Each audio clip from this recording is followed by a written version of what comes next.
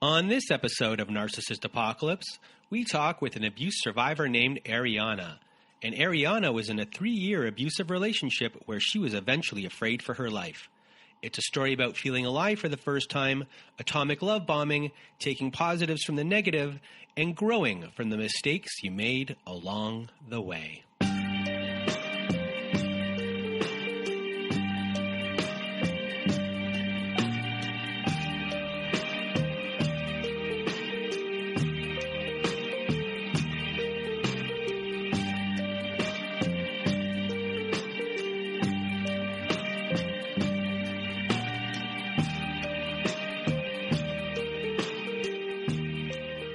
Welcome to Narcissist Apocalypse, a podcast that gives a voice to survivors of narcissistic abuse. I am Brandon Chadwick, but my friends call me Chad, and thanks for tuning into this episode. So what is a narcissist, you may ask? Well, for the purposes of this podcast, we refer to a narcissist as anyone who has displayed a pattern of behavior that shows a limited capacity to appreciate others' perspectives. It is that simple. And now, before we get to our episode with Adrianna, I just wanted to thank everyone in the Narcissist Apocalypse community for listening to the show and sharing your thoughts by email, Instagram, Twitter, and Facebook. A big shout out to all of our friends in our Narcissist Apocalypse Facebook support group for just being a great group of people. So hello to all of you out there. Also, a reminder, if you haven't left us a review on whatever podcast service you use, Spotify, Apple, Google, Stitcher, CastBox, etc., please leave us a 5-star written review as it helps out the show a lot when it comes to rankings. Now, if you want to be part of our show, please go to our website at narcissistapocalypse.com and fill out the guest form, and we'll go from there. That's at narcissistapocalypse.com. You click on guest form, you fill out the information, press submit. I'll read your email, I'll answer your email, we'll go from there. But the quickest way to be part of the show is to also go to our website at narcissistapocalypse.com and to read a letter to your narcissist. And how do you do that? To be a part of our Narcissist compilation episode, our Letters to Our Narcissist compilation episode. I forgot a word there. I got it back. We have a voice recorder on our website to record. Go to narcissistapocalypse.com. It's on the right side of the page, and it's always floating around, hard to miss. There's a button there that says send voicemail. Press it, and away you'll go. We're accumulating these letters to have a volume 3 of that episode, so send in those voicemails. If you want myself or my old pal Melissa to read your letter instead, just send it to narcissistapocalypse@gmail.com.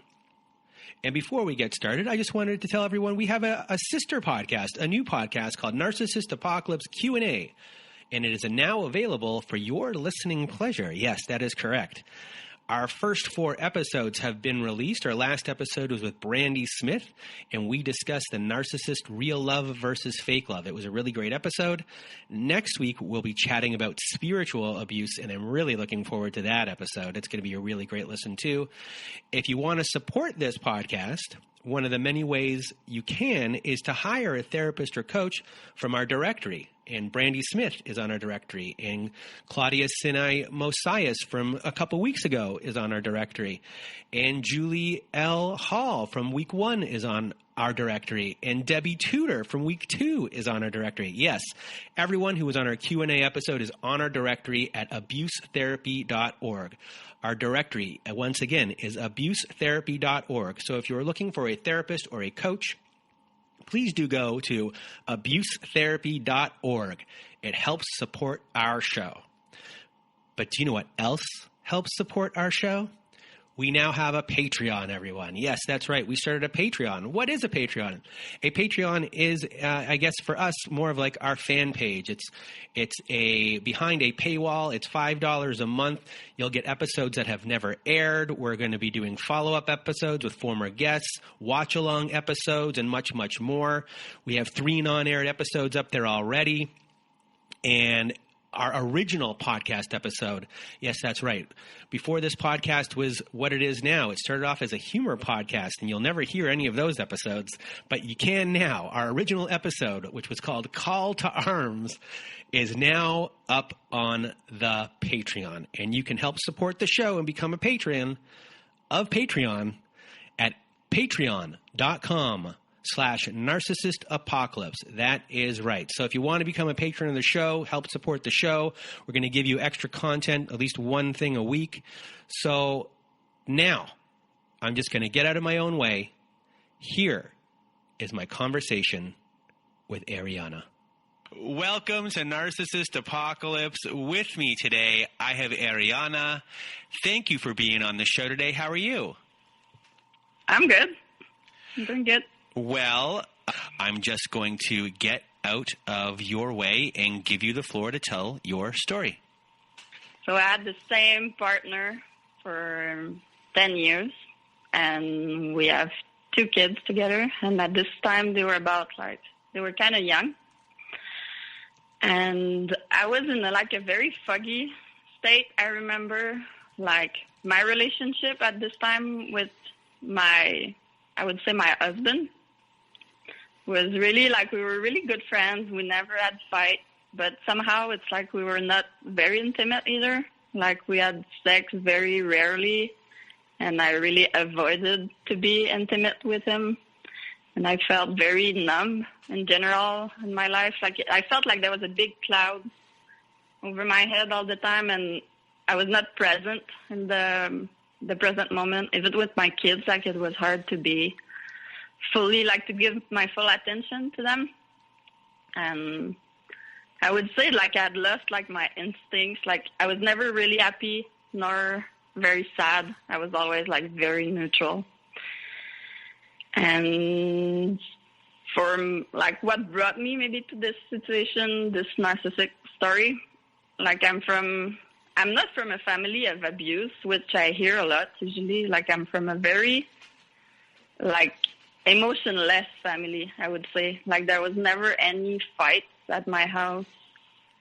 And both my parents are from, very abusive family on both sides. But both of them, they took kind of the role of the quiet person. Sorry, did you feel loved, or was it always distant? Were they physically hugging type people, or were they just distant? I got to be very close with my mom in the recent years, and she said even to me that for sure there was a lack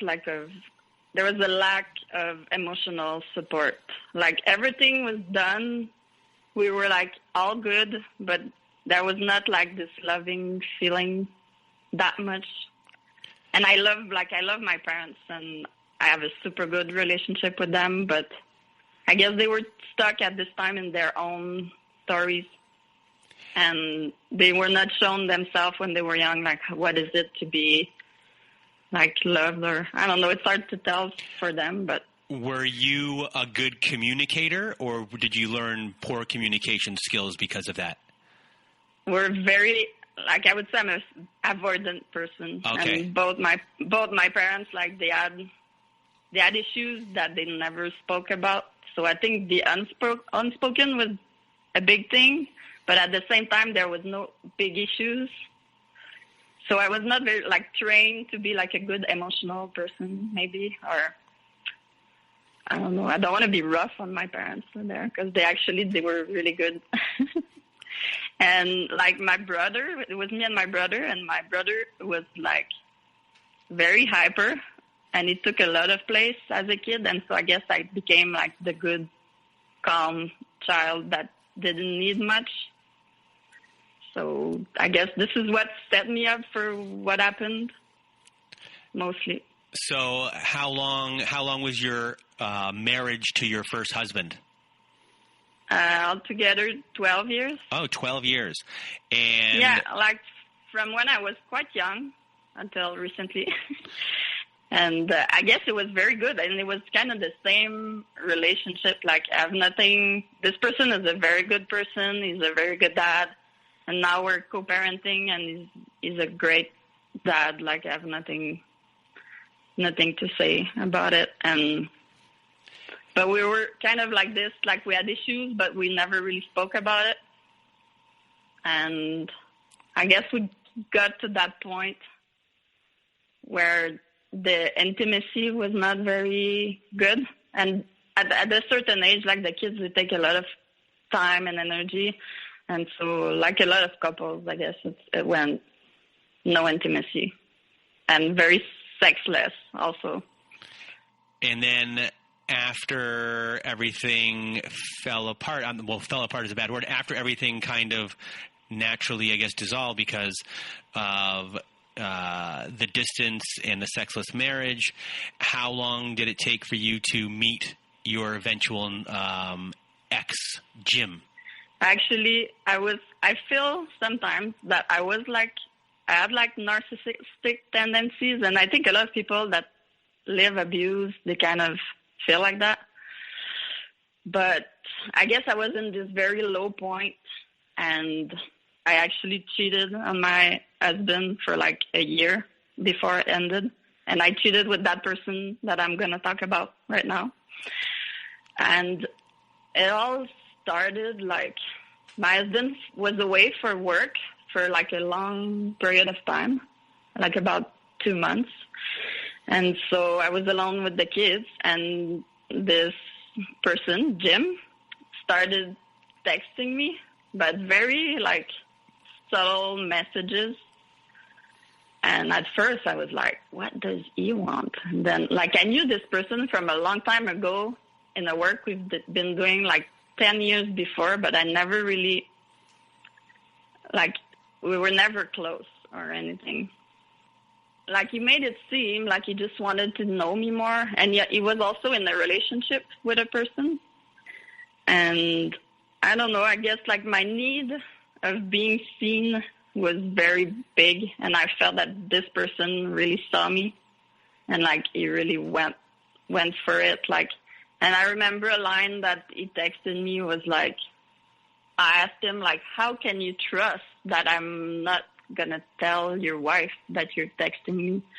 And he was like, I know from the first time I saw you 10 years ago that I could trust you. And I was like, how could you know stuff like that? Like, we didn't even know each other. And then he was all like, I still remember that first time. Like, I feel like we have very big story for us to come. And, like, this is meant to be, like, very intense, very fast. Now I see it clearly, but at this moment, I just felt like, it was like, you know, when you're in the ocean and the boat is sinking and someone's throwing you a life something preserver? to save. Yeah, I felt this was this. So I grabbed onto it. So you felt that he was saving you and rescuing you, and he's seen you for maybe your first time in a long time, because you grew up kind of not feeling seen because of... No, I didn't, yeah. Yeah, and then in your relationship, your first one, maybe at the beginning you felt seen, but then after, I mean, it was 12 years, and after a while you, I guess, in your mind faded into the background, and now after a very long period of time, Jim is now seeing you, and you feel like he is going to bring you up to be the person you always wanted to be. Pretty much, yeah. Like, I felt deeply seen by this person, and for sure it was like a feeling that was long gone from my life, like. And me and my husband kind of like, I was kind of like a very neutral, like not bad but not extra good relationship, like something that I would see now had much value, like it was a normal relationship somehow. But anyway, this is what happened. And like, there's the love bombing stage, and I would say like it was like a nuclear bomb. Like, never ever in my life someone was that much into me. And like, it didn't start that something happened already. Like, I was very like reluctant, and I was like, oh, I don't want to do that. Like, but I feel I was hooked very fast now that I see it from a distance. And so when you say it was a nuclear bomb, what was, I guess, the biggest thing that really sucked you in? I don't have like a precise thing, but it's just the very deep feeling of being seen. And like this person was like, I felt was ready to do anything to be with me, like, but anything. And he's like, see, he has his wife and his family, but if I would text him, like, he would be like answering right away, like being very ready to come anytime. I was like, I wondered like how he could do that actually, like with his family. Because for me, it was not a question, like, I was not very available. And so, like, we didn't see each other that much, but like we contacted each other as soon as we can. And then I guess after 3 months of like texting, then it started like a physical thing happened between us. And to me, it was like this person made me feel like a goddess, like so feminine, like never ever before in my life. Like nobody had made me feel that way ever. And I guess this is what got me, like more that the power that it gave me, like his attention, I guess this is what got me the most hooked. And I really felt a moment, maybe this was 5 or 6 months in, that my allegiance, I would say, which is a weird word to use, but like switched from my husband to him. And I guess after that, I was really hooked. And I consider myself to be like a very avoidant person, and that is hard to get, but it happened anyway. Yeah. I don't want this story to start to be like very sexual, but I've listened to a lot like other stories, and I feel the sexuality is not brought as a subject much. But like this story was like very sexual, and because I was coming from a very low sexual place, like it felt like I felt like I was a virgin, like totally. And then like it went, like it gave me a lot of it's not, the word is not power, but confidence in myself that I lacked. And I guess eventually was sex used as a weapon in your relationship, or we'll get there? I'm not even sure like of that part. Like I've read and listened podcasts about like sexual abuse. And I think it's very hard to draw the line like of where it starts. And maybe there's a part of denial in this, but I prefer to keep it as a good thing because I feel this was the only good thing that was kind of between us. Not that it was the only good thing, but it's the thing that changed me the most and that I kind of want to keep. Like, this person was like, it was a big experience in my life, and it's hard to keep positive stuff about it because like it was like a tornado in my life, I feel, and I have a hard time like putting positiveness to it. But I'm trying to keep, a few positive things about it. So after the love bombing and everything that has happened here, your trust has been built.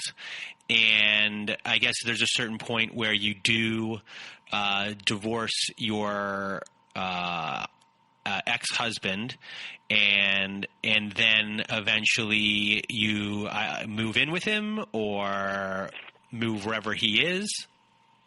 I never moved with him. Okay. No.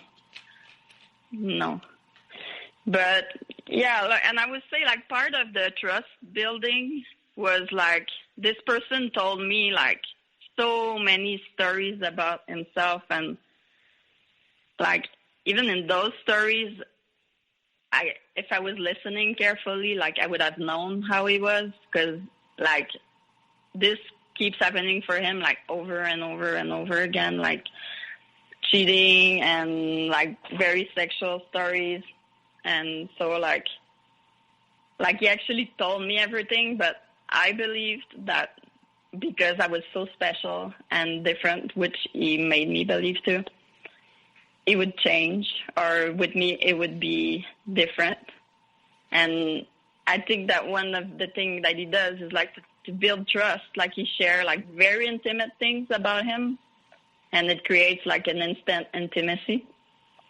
Like very fast, we were like telling stories about ourselves, and yeah, I think this is one. Like he even like he was like sending me like, I don't know if I should use those words, but like picture of like other people's parts, and being like, oh, this was like that person.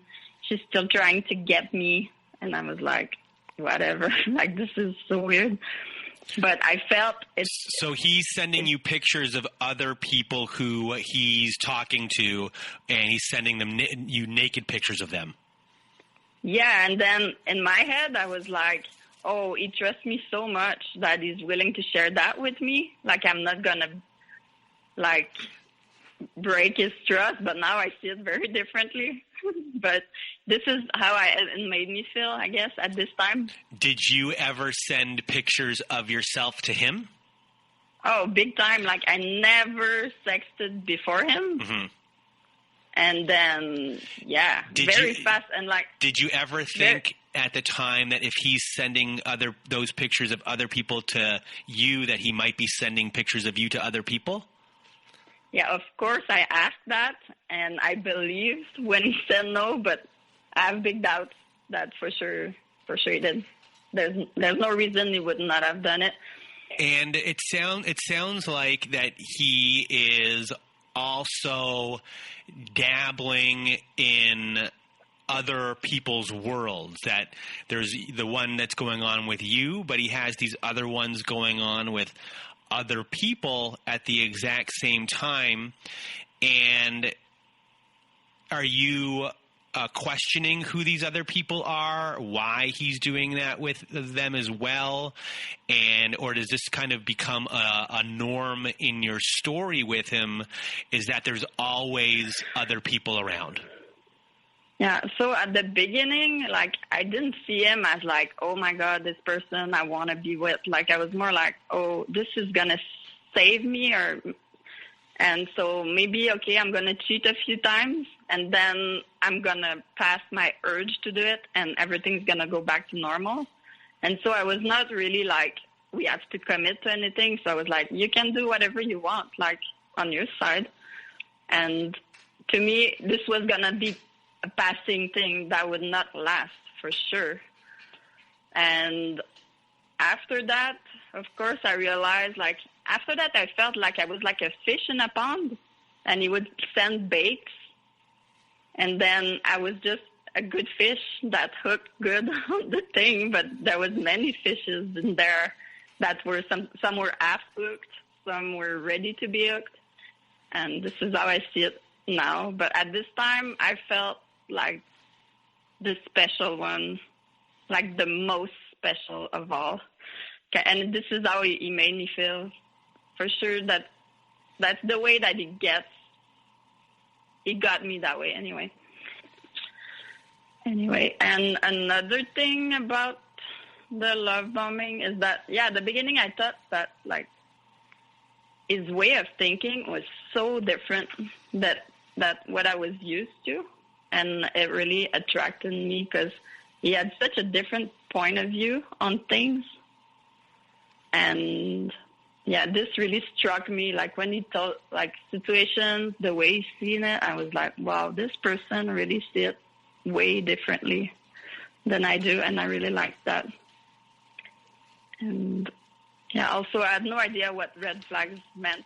And I didn't come from an abusive past. So to me, this was all like, oh my God, like, this person's very exciting. Like, the intensity is always high. And it just seemed like I felt alive, finally, I guess. This is how I felt. So my story with him was, like, very sexual. And, like, every time, like, we see each other, like, we had sex, I feel that every time we saw each other, we had sex. And to me, it was really, like, waking up to a new world. And I was very, like, amazed by it. I was like, oh, my God, I missed out on this for my whole life. I cannot believe this. And we were talking about it all the time, and it felt very, like, sacred. And part of the love bombing was really, like, this person I knew had a lot of experience with sex. And he had, like, many people before, and I know about it, and he told me about it, which was part of the intimacy building. But he was like, with you, it's the best sex I ever had. And I was like, yeah, right. But he kept pushing these ideas on me, and he was like, you're so special, oh my God. And I was like, you don't need to go that far in what you're saying. Like, you can just say, it's great. Like, you don't have to be like, oh, my God, like, you're the best all the time. I was like, it's kind of, like, too much. But he was like, no, but it's so true. It's like, and he seemed so sincere, like, and he really pushed that idea on me, I guess, because I tried to calm him down. I was like, whoa, I never felt that way with someone. I was like, you're lucky to feel that way. And he was like, oh, like, I'm 100% sure. I was like, okay, like, very fast. And he told me, like, a few sentences over and over all the time, like, and I realized after speaking with other women that he said the same exact sentence to these people too. But he even told me, like, he couldn't get hard with someone else. And when I cut him that he was with someone else, he said that if there was a meter that would calculate the hardness and the excitement, I would be at the top. And this was like, oh my God, he has an answer for everything. He has an answer for everything. He really does. That was crazy. It's like, I don't even want to talk to him anymore, because everything I would come up with, he's going to have a good answer for. It's like, this is how it is with him anyway. So I feel the love bombing with him was like, it never stopped, which, like, I hear a lot of stories that it really drops. But because I have, like, an avoidant personality, maybe, and I never wanted to fully engage with him because I have kids, and I didn't want the big mix of, like, a new family and all the drama for the kids, like, of, like, this very fast thing. Like, I really kept my space, and we see each other, like, we were seeing each other only when we were not around kids, mostly. And so I feel that because he never really had, like, a firm grip on me, he couldn't drop the love bombing, really. Because it's like if he never fully had me, and he also told that to me, like, he was like, I feel like I always have to run after you. But in a way, he said also, I love that. And I was like, I think that my personality made it that it was, the love bombing never stopped. Anyway, so in between the devaluation, there was always the love bombing kept going. Like, even something happened, the day after would be like, boom, you're the best, you're perfect for me, you're the woman of my life, like everything you could imagine. So what kind of devaluation occurred, and when did you notice that it began? So about 5 months in, I think the first thing really happened around New Year. Like, there was a party, and then I brought pups for everybody, and I asked him if he wanted one. Sure, you brought beer? No, it was pups. It was the day after the party. What's pups? So I brought like water. Whatever. Oh, okay. For everyone, and then I asked him, and he was all like weird, and he's like, sure, I'll take one. And then after that, he made a big blow up that I was taking care of everybody else but him, and that all that evening I didn't give him attention. But, we were actually both cheating on our partners. For sure, I didn't give him attention. Like, why would I do that? So I guess it started there. And at this time, I was still with my husband, and I was like, okay, I should finish this. Like, this is This is crazy. There was signs right at the beginning that this person was not. There was red flags, but I was not mature enough maybe to see them fully. And so around 5 months, it started that there was some stuff, and I said, okay, it's over between us. But then, of course, it was not over. He came back with love bombing. And like the first big thing that happened was maybe like a year about after it started, like 10 months, I would say. Like I had broken a toe, and then I had family visiting. And I was like, okay, this weekend I'm just going to go camping, like with my family and friends, and I'm going to spend some time alone. And then he was like texting me like crazy while I was camping, and I was like, we'll talk about it later. But then he made me believe that he had written a letter to his wife and left it on her drawer, and that he was all packed and ready to leave town and be like, you're going to deal with the shit that you created. I was like, oh my God, like this is insane. Then I was like camping, and I felt I felt I was going to have a mental breakdown. And I felt if this story comes out, I'm going straight to the hospital to mental health. Like, I was so scared. Like, I'm from a small place, and if a big truth, like, in a community, in a very small community comes out, like, of cheating, I felt I'm not going to be able to face this. Like, this is going to be too much for me. And it just kept on being, like, very intense. And I was like, okay, I'll meet you somewhere in town right now. So I made up, like, a story that I was going to go to check my broken toe at the hospital. But then I went to see him, and he was like, the look in his eyes, it was like a different person that I'd never seen before. And I was like talking to him, and really, I was really scared. I was like, who is that person? And in my head, I was like, okay, as soon as this like hurricane is over, that's it. Like, I'm cutting this off because this is crazy. And then he was just very mad and was like, you're not even spending time alone. You're actually with your family. Like, if you need some alone time, like, just go alone somewhere. And he made this big story. And then I was like, well, you wrote that letter to your wife, like, you want to say the truth to everybody. And he was like, I don't want to be alone to deal with it. Like, you're just as bad as me. But then I realized after calming down that he didn't even leave the letter. Like, it was just a lie to get my attention or something.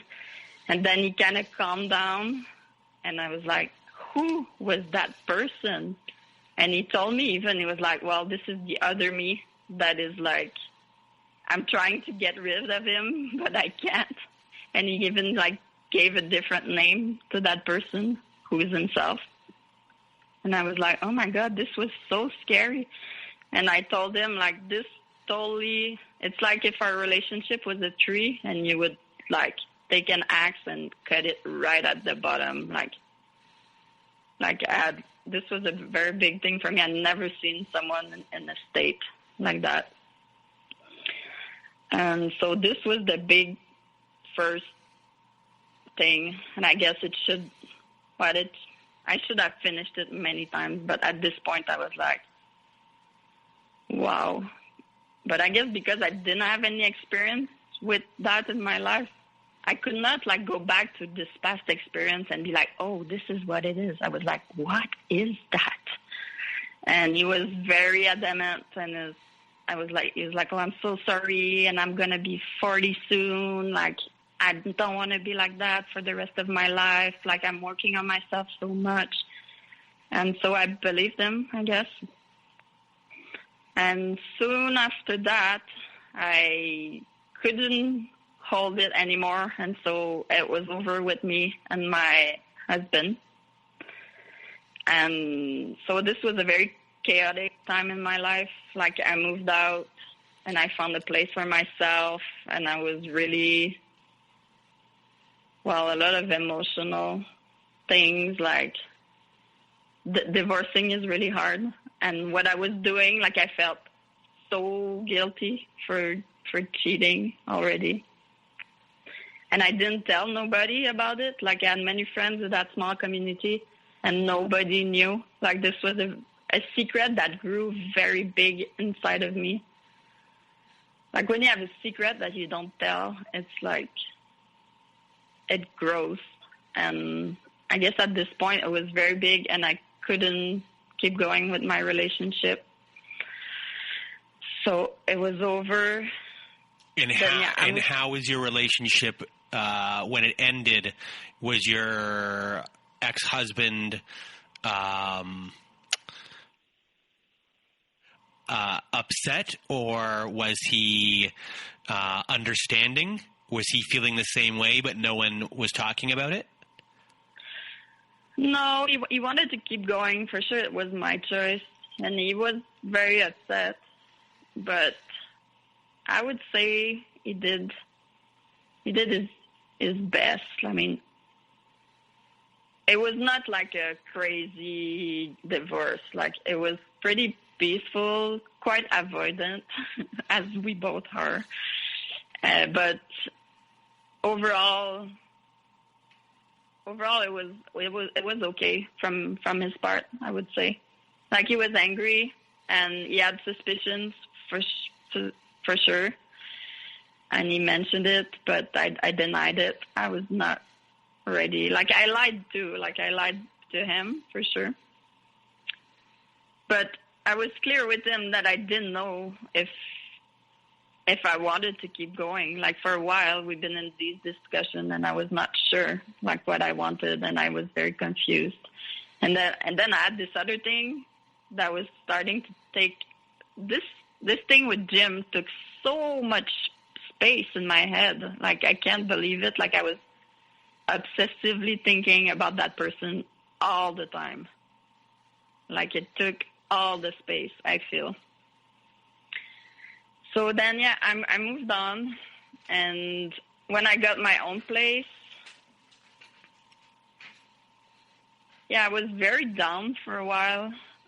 And Jim was still there in my life, but I was like, I need some, like, I don't want to just break up and move on to a new relationship right away, which I was already doing anyway. But so I took time for myself, and yeah, it was a pretty hard time.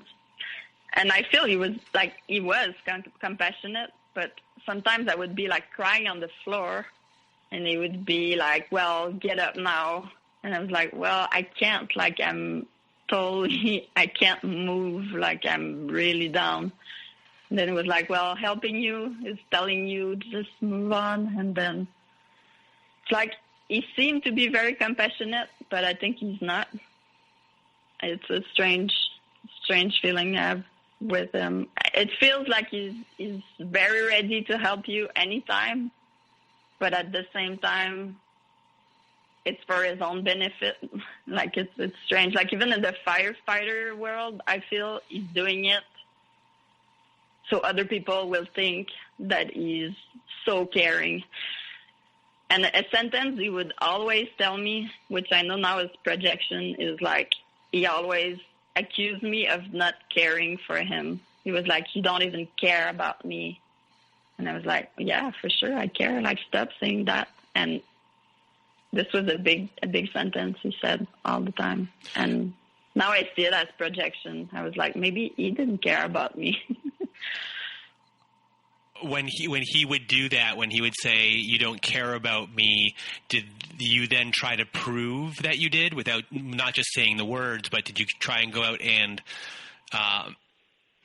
and prove your loyalty to him and how much you care? Yes. Yes. So what kind of things would you do? I would like to be a warmer person, like, and I was like, okay, like, I'm really going to show him that I care, because I do. I actually do.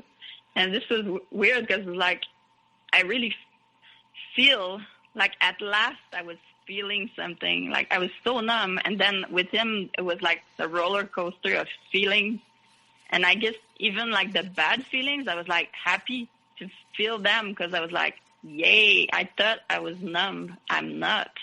was like, finally, I'm feeling something. And I was like, I'm feeling for him big emotions. And yeah, I'm gonna try to make him see it for what it is. And I guess he was using that for sure. So after, when I was not with my husband anymore and he was still with his wife, he was like, well, I want you to be my girlfriend. I was like, this makes no sense. Like, I can't be your girlfriend. But he was very insistent. And I was like, well, it doesn't mean anything. Like, our relationship is what it is right now. And like, we don't have to name it. But if you want to name it, sure, I can be your girlfriend. And like that night we went to a show and his wife was there too. And then he saw me, like I was talking with some people, like there was men there, but there was also women. And after that, like, he came in such a rage and he was saying that I didn't give him attention and then I was always flirting with other people. And that event was very big for me. Like, I missed the show totally. I left. I cried all night. Like, I was very affected by it.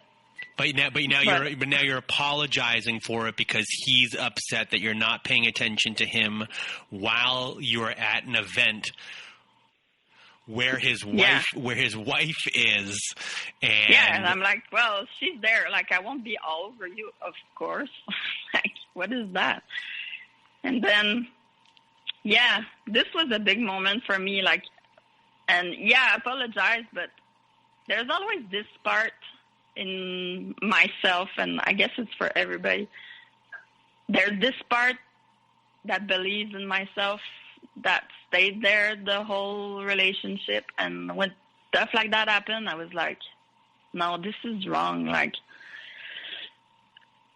I feel I had lost my instincts when I was really numb at the very beginning. And this Jim, like the savior in my life, he brought my instincts back by being what he is.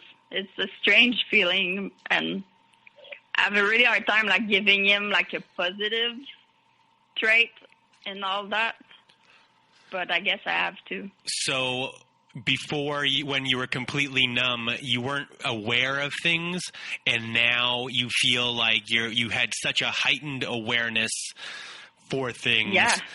And it was all because of him, but at the same time, it is a positive in the strangest way for you, because now you are alert and awakened to certain things, whereas before you kind of felt dead. Yeah, like if someone would have told me that story, I would never have believed it. Is a big conundrum in your head, you know, I guess we might be getting ahead of ourselves here, but a big conundrum for you, is it something along the lines of this terrible thing happened, but there are these positives that happened because of it, and you don't know how to feel about what has happened? This is one of my biggest challenges. Like, there's so much positivity that came out of it, but if you look at what happened, I'm like, I can't be positive about him. Like, how can I be positive? But this is what comes out. It's like I changed so much, and I like the person I am today. Like, I would redo that for sure. All these mistakes, I would redo them for the awareness that I have today anytime, but I have a hard time with this duality of like positive coming out of this negativity. Like, it's so weird. My mind can't get around it. It's like, this person brought so much emotion out of me that I didn't know were even existing. And before that, like, I never really cried in my life. I cried so much. I was happy to be crying. I was like, nice, I'm not numb. Like, I was like, no, I am alive. Like, there's feelings inside of me. Like, my range of emotion went like so big compared to what it was before. that, yeah, I'm closer to my emotions and closer to like who I really am in a strange way because of that story. Anyway, okay. I'll keep going with the evaluation. What other kind of tactics are being used? Is he sowing seeds of doubt in your mind? Is he gaslighting you? Well, I feel there was a lot of projection. Mm-hmm. The gaslighting happened more like towards the end, I would say. And for sure, I felt like I was walking on eggshells. And I told him that I was like, I'm not going to stand for a relationship where I'm scared of my partner. Like, what is that? Like, I come to you and I feel like I have to be very careful of what I'm saying or what I'm doing. Like, I don't want that. But he was like, he totally puts it on me. He was like, no, it's me. I feel like you always criticize the outburst that I have, and I have to be careful around you. I was like, oh my God. Anyway, but I think he did a lot of projection. Like, he said I was always leaving door open for other people, like that I kept like open connections with people around me, that so I would like jump in as soon as something would happen. And at that time, were you thinking that, the things that he's mentioning to me, he's doing himself, or was him mentioning it to you throw you off or give you a swerve?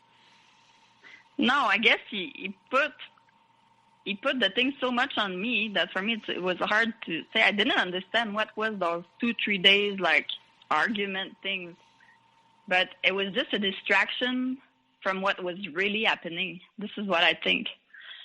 And yeah, at some levels I thought I knew it was projection, but it was so intense, the talk, and like he was really like, oh, I would never cheat on you, like you're so much, the love bombing never stopped.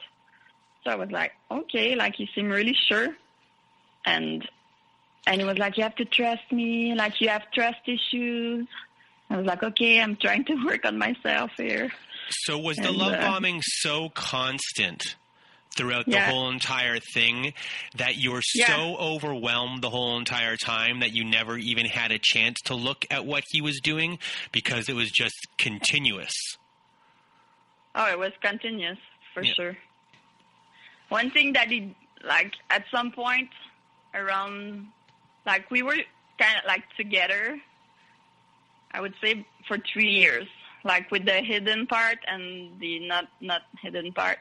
And at year 2, he divorced with his wife. And he always said to me, I want to be with you 100% sure. And I'm ready to finish my relationship with my wife to be with you. So he finished it with her. And I totally felt it slide that I became the new wife somehow.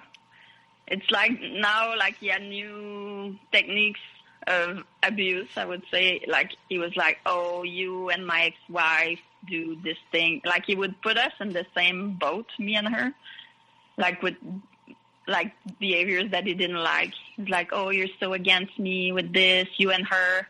And I was like, when did it start that it's me and her? Like this was really a new thing. And then he was still living with his ex-wife and totally controlling her while he was with me. And she knew that he was with me, but she didn't know that we cheated that whole time. And it started to be very chaotic with him and more, like still the love bombing never stopped, but just like his outbursts became like more frequent. And I felt like I didn't even have time to recover from the last like tornado, that a new one would come in, and the recovery of the previous tornado would be the new tornado, which was a weird thing. It's like, it's not that we healed that. It was, there's a new thing more important that we have to deal with now, so we forget what happened. And then this is when I started like journaling, and I took notes of what was happening in the dates.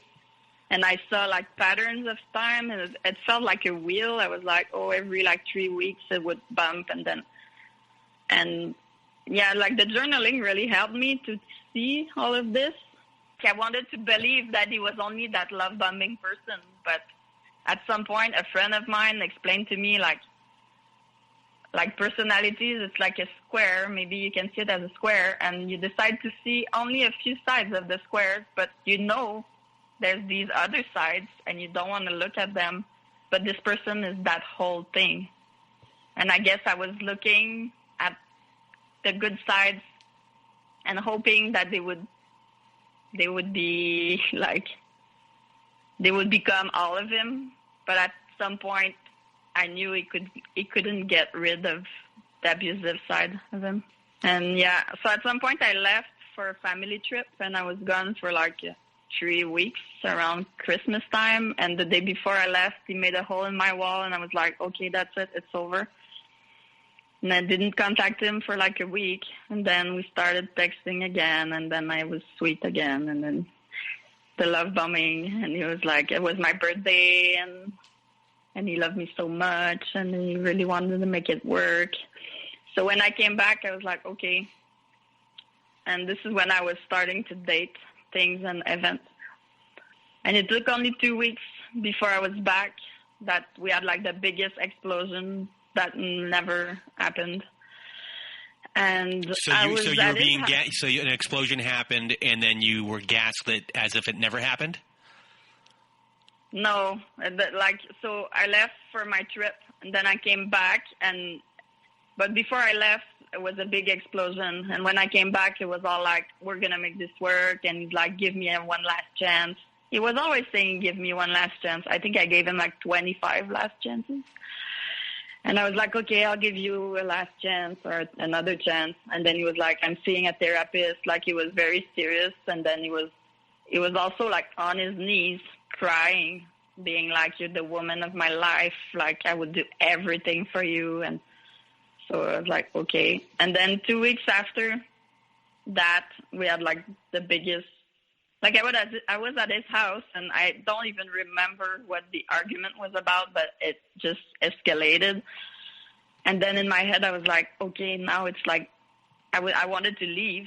I was like, okay, now it's dangerous to leave. I can't leave. Like, this is, and then the realization of that in my head was like, what am I doing in this situation? Like, I'm afraid of leaving a place because this person is too scary. And this is the person that's supposed to love me the most that I've ever felt before. Like, this is, and then, like, he blocked the door, and he was, like, telling me I needed to go see, like, a therapist because I had a lot of mental issues, and that, like, I was very sick mentally. And I remember, like, very clearly that moment that his words, like, just flew over me and didn't go through me anymore. It was like on a duck's back, like on duck's feathers, like the water. It just passed. And I think this was like a turning point for me, that I could totally see it. And so he was blocking the door. And I was like, okay, I'm going to stay. And when it calms down, like, I'm out of here. Then I went out, and, like, this is when it got physical. Like, I went down the stairs, and then he pushed me on the ground. I left my phone in the air. Then I was kind of down on the stairs, and he was, like, grabbing me. And I kicked him with my feet, and I stand up, and I kicked him in the balls, and then I hid. I ran to my car. But he already had stolen my car keys. I knew where the double was. Tried to start my car, but then he was there with the double and a rock, and he was hitting on my car with a rock, with a crazy face. I was like, ha! And he enters my car, so I left running, and I hid in the bushes for like hours. And then he was patrolling with his truck, like looking for me, and I was like, whoa. But I was like, nowhere. Where it is, it's like nowhere.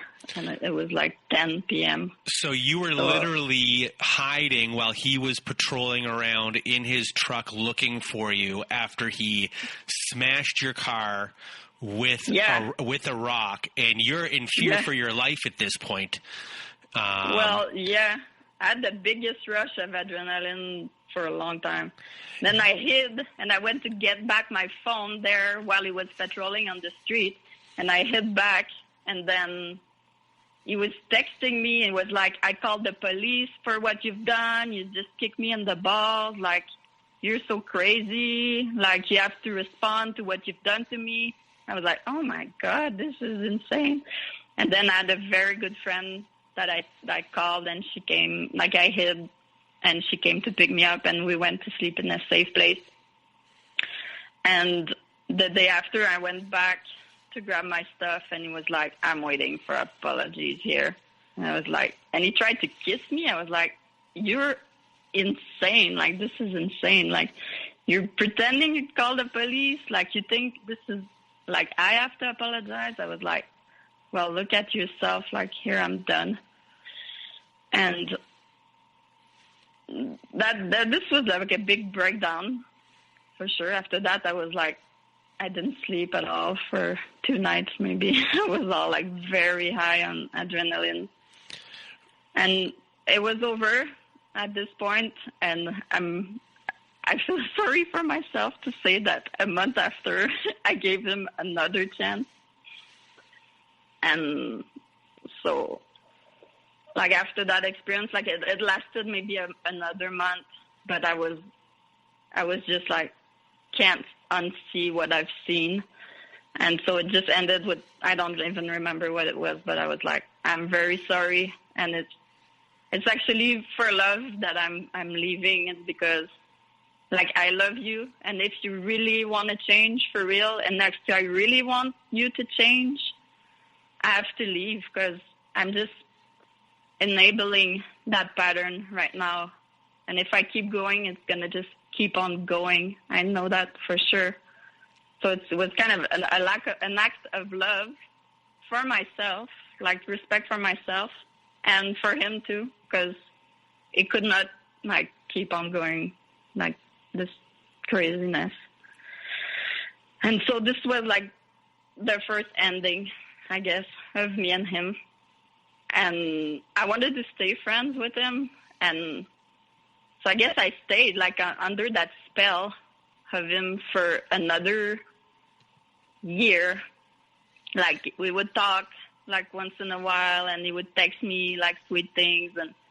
And like when we talked, like we talked about what happened, and like, but he always, like, he wrote me like love letters. It was still love bombing.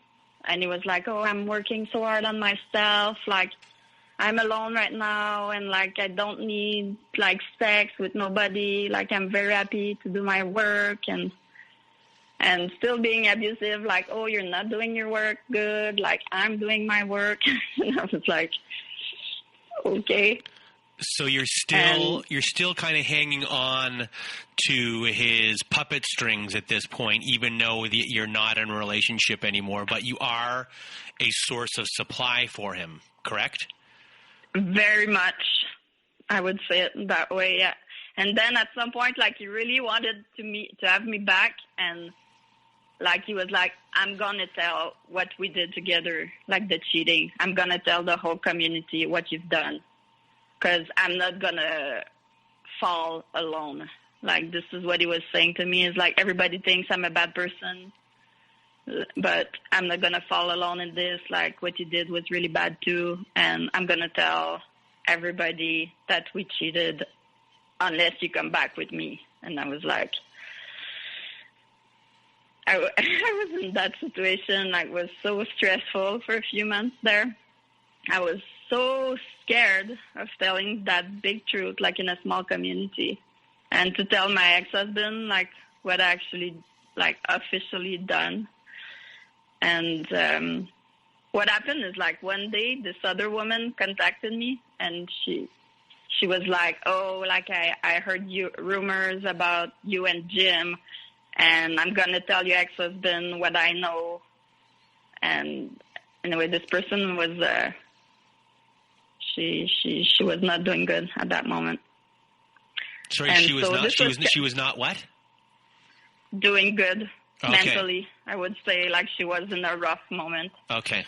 And so she was, like, threatening me for for a weird reason at this point, I was not sure why, but I was like, okay, this was like the drop of water that was too much for me.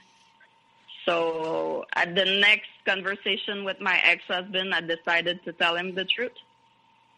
And so I made, like, I feel this was my nuclear bomb. Like, I dropped this big truth because I was so tired of being, like, threatened by Jim with this. Like, he was using this to have me back. I was like, if you really love me, like, you would never do that. And I was like, I'm going to say it. So he's not going to have, like, a force on me, or, like, he's not going to have this thing against me. Then, like, all my cards are going to be on the table, and I'm going to be... I thought I would lose all my friends doing that. And, like, I'm friend with his ex-wife. I'm still friend with her. Like, I'm very grateful for her, like, her forgiveness, I would say, or compassion. But, so I dropped that bomb. So I told my ex-husband, okay, this is what really happened between me and Jim when I was with you. And then after that, I called Jim and I was like, okay, I told him, now you have to tell your ex-wife, like, you have a week to tell her. Otherwise, the word's going to spread very fast. Like, a small community is, like, it's a very gossipy news. Mm-hmm. So he was not mad, but he was like, why did you do that? I was like, well, you kept threatening me. I couldn't do this anymore. And it was like, I would have never said it to nobody. Like, never I would do that to you. And I was like, but why would you use it as a threat? Like, I was not able to. So anyway, he told her, and this big thing exploded. And this was one of the best lessons in my life. Like, I thought I would lose all my friends. Like, I thought I was so scared to say that truth. And I think, like, it's also a part that what kept me with him. It was like we had hidden secrets together. And this really creates, like, cheating creates intimacy very fast because you're lying together. So you feel very special. Like, it's a bond that's created very fast somehow. And yeah, so that happened. And then, yeah, I thought the fear of saying it, like, I thought again, like, I have to go to mental hospital for a week. Like, I'm going to remove my stuff from the world. But the response of, like, my closest friend was so, like, eye-opening. Like, the love that I received for my honesty was one of the best lessons in my life, actually. And I'm very grateful that I had to go, like, through that challenge, I would say. Because I learned a lot on honesty and being true, like being real. And, yeah. So this happened, and then around that same time, a man contacted me to tell me that his wife and Jib had an affair like 6 months before. So when I was still with him, I was like, oh my God. So I confronted Jim about it. And yeah, it was like, while he was saying to me, like, while he was having, like, he was on his best behavior. This was his words, like, I'm going to be on my best behavior. Like, this is the last chance you give me. I'm going to do everything to make it happen. Like, I would do everything for you. Like, the love bombing at the top. He was actually having this affair with that other person, and it broke her relationship with her husband too. Mm-hmm. And so I feel this was the first ending. But I was still somehow attached in a weird way to that person. Like, I felt a special connection and a special bond, I would say. And so I haven't been only 6 months about no contact with him. And so that day I received a text from a woman, and she's all like, it's the same person that was in a very bad place when I told the truth. So just to clarify, Yeah. This part of your story ends part of your story ends where you tell everyone kind of what's going on, and it's over in that sense, but at the same time, you still have feelings for him, and now you're the woman who was contacted you earlier, threatening you, is about to contact you again, correct? Yeah. Okay. And this is a year later, the previous time she contacted me. And so she does, and what she tells me is that she's been having a thing with Jim ever since me and him broke up. And she said that was her who took care of him when I brutally dumped him and was so not nice with him, that she took care of him, and that they were seeing each other since. And I was like, okay, like, but this person, like, was still in a very, like, not good place. And at this point, I contact Jim, and I'm like, okay, like, while you were saying to me that you were working so hard on yourself, being alone and not having sex and, like, feeling so good and, like, working so hard, you were actually with that person too? Like, this is the second kind of thing that you didn't tell me that I found out. And then I was like, okay, at this point, like, I don't want to speak to you anymore. And, like, I don't want to hear. I was like, I don't even want to hear what you have to say about it, because you always have a good excuse. I don't want to hear your excuse this time. And this is going to sound confusing now, because that's when Lola shows up in the story. So who is Lola? So Lola is, she's a volunteer firefighter who's volunteering at the same place as Jim. Okay. And I know about her for a little while, like, because Jim is sometimes mentions Lola, who's nice, and he's just, like, she's a nice person, and they kind of friends over there. I didn't think anything about that. But then after me and him, like, split up, maybe a few months after, he starts to hang out with Lola, but he says to me she's just a friend and they're really helping each other, healing, because she just went through a similar thing and blah, blah, blah. And so I'm like, good. I don't know Lola at all. But then just after that other woman, like, contacted me, I see, like, the same day, I think it was the same day, I see Lola in a grocery store. And I know that her and Jim were actually, like, their thing evolved, like, from a friendship. This is what he tells me.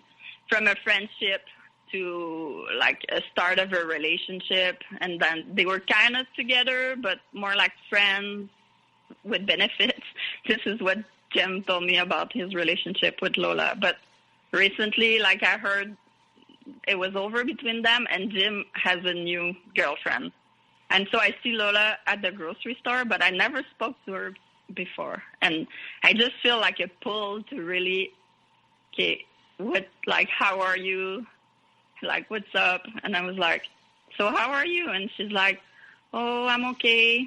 And I was like, I told her, like, I'm still very confused about that whole, like, Jim story. Like, for me, it's really hard to let go of it. And I was like, I heard that he has a new girlfriend, and I heard you've been hurt in that. Like, I'm very sorry for you. And then she's all like, well, since that time he made holes in my wall, it kind of went down from there. And then I was like, what? I was like, what's up? Like, this is crazy. I was like, do you want to go for coffee? So to clarify, he has been doing the exact same thing to Lola, with punching holes in the wall, everything, same thing he did to you. She has left him, and now you guys are talking at the store. Yeah, I never talked to her before. Like, I seen her around, but I don't know her. But he left her for someone else. So Jim has been, he had his wife. He was cheating with you, and then he was with you, and then there was this other woman who called you. There was Lola, and now he's moved on from all of you with someone new, and who knows who else. Oh, and there was that couple. You and mentioned. There was also that couple, So Jim is a serial liar and cheater. Like pathological, I would say. And is physically abusive, and is psychologically abusive and emotionally abusive. Yeah. Like, it's a strange thing. Like, it was really... I felt like, okay, there's nothing that he ever said that I can take for true. Mm-hmm. It's like he's going to lie on, like, very small things just to make your mind think of something that is unreal. So now that it is over, how are you doing, and what are the biggest issues you're having in your recovery, in your healing process? Well, then I went to that phase where I had to re-see everything. And that's when a lot of details popped up. And I was like, okay, this was that, actually, and this was probably that. And sometimes, like, ever since I've seen Lola maybe 2 times, and sometimes I just made, like, confirmations with her. And I was like, okay, what I thought was actually not what I thought. And so I had to go through, like, this all, like, I feel like my brain was used. I feel like it's a harsh word, but I feel I was raped mentally. And I've been lying to my ex-husband too, but it was not the same way, I would say. I think there's different ways of lying, and I'm not going to excuse myself for what I've done, but this was beyond everything I thought possible. Like, I didn't know a human being could be like that. Where I'm at now is that I discovered, like, I went to see a therapist, and it was very, like, I feel it's baby steps sometimes. Like, you discover something, and then it leads you to something else. And so I've made a lot of discoveries that I'm very grateful about. And I went through a lot of, like, analysis. But, like, in therapy, like, I saw myself, like, I saw my inner child, like, being on the floor, being very quiet, and, like, craving for attention. And I guess all my life I looked for attention outward. And so what I'm working on right now is, like, giving myself my attention, like, as best as I can. Like I felt so seen by Jim, and this is what kept me hooked there for a long time, I think. And so you're working I'm working on seeing myself, like, without the support of, like, looking around to see what other people think about me, like, being more, like, balanced. Because in therapy, like, I saw that inner child being, like, on the floor, like, very quiet, but, like, I was craving to be discovered. I think this, like, and that someone would be like, oh, you're actually, like, this diamond that was hiding, and this is how he made me feel. But I'm working on making it feel for myself.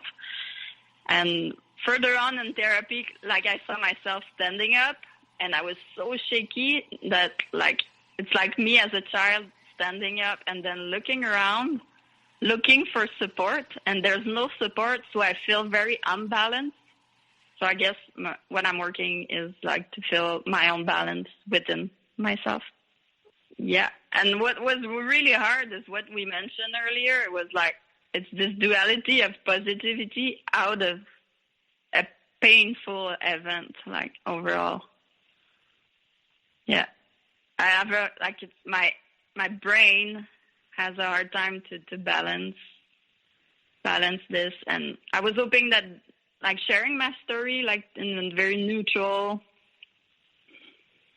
like, nobody knows I'm doing this. Like, this is for myself, and I'm hoping for, like, full acceptance and peace and closure. Because I've been very obsessively thinking about it, and I dived into knowing everything about mental, like narcissism, but all the cluster B, and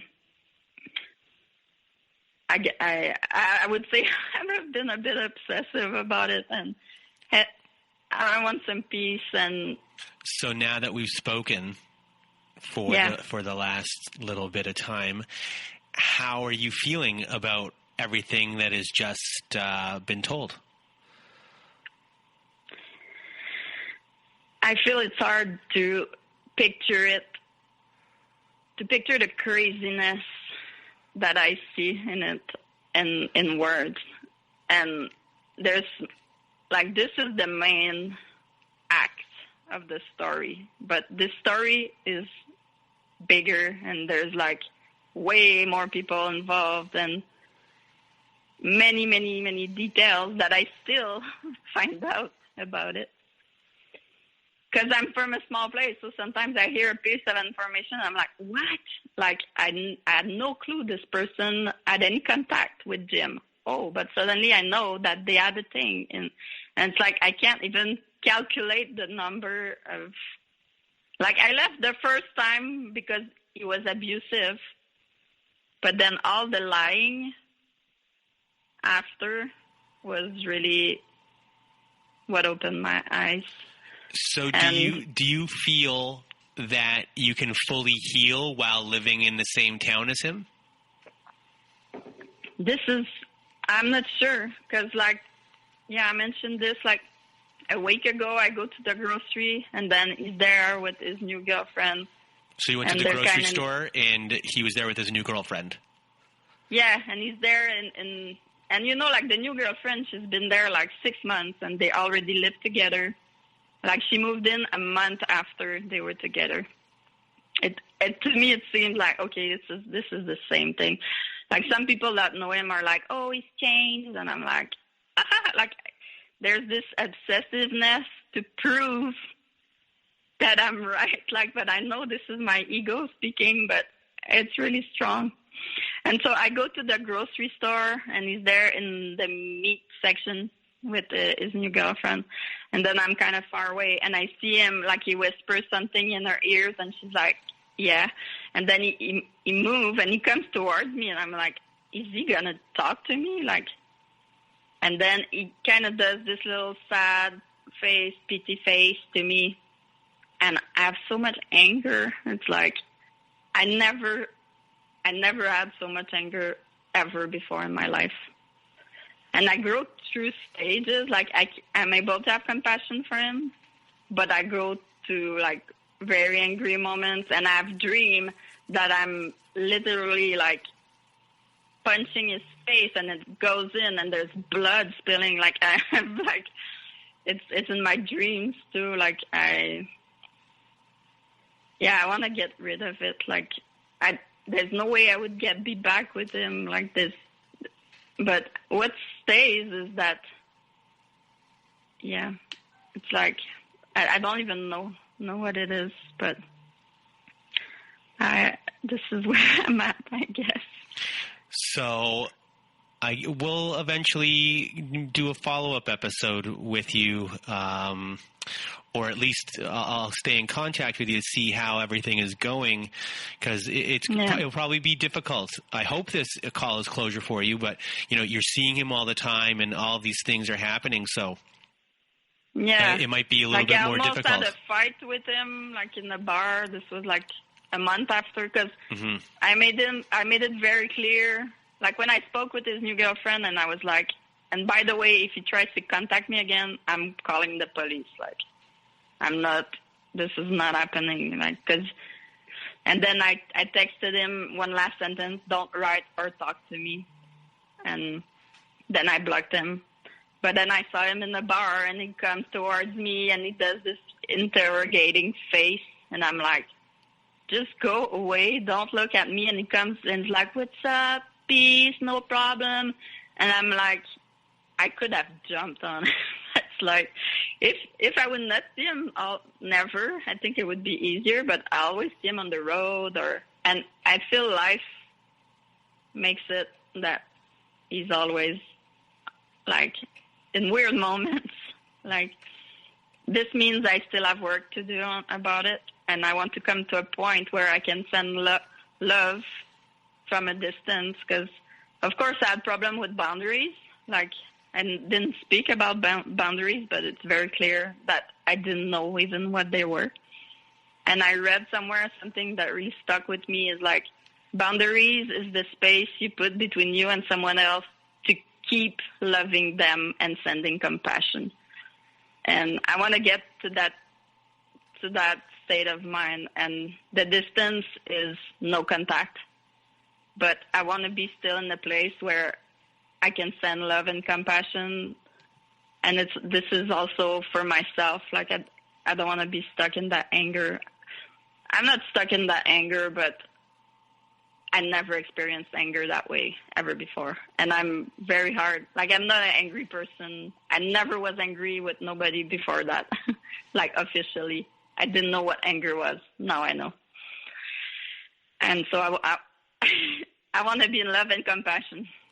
Well, Adrianna, I want to thank you for being on the show, and I hope you get to the place where you need to get to. And I'll be cheering for you and rooting for you, and we'll be in contact with each other. And I just really want to thank you for sharing your story with me today. And thank you for what you're doing. Like, it really helped for me to listen to people's story. Like, it validated my own story just to hear from others. Like, so thank you very much. And thank you once again. And for everyone out there listening, I hope you have a good night.